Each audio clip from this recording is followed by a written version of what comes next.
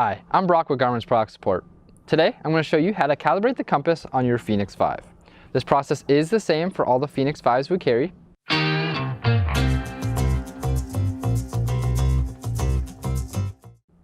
First thing you need to do is make sure you're in a nice wide open space, away from buildings and away from metal. Both of those will interfere with the calibration process. Next thing you need to do, just take that device off your wrist. And with the device off your wrist, push and hold for the menu. Then navigate down to Settings. Then navigate down to Sensors and Accessories. And then Compass. Here you're going to select Calibrate and then select Start. Now you're going to see an image on the screen on how to rotate the device to get a successful calibration. What I like to do is I just grip the watch and then do a figure 8 motion. You'll get an audible tone saying calibration complete.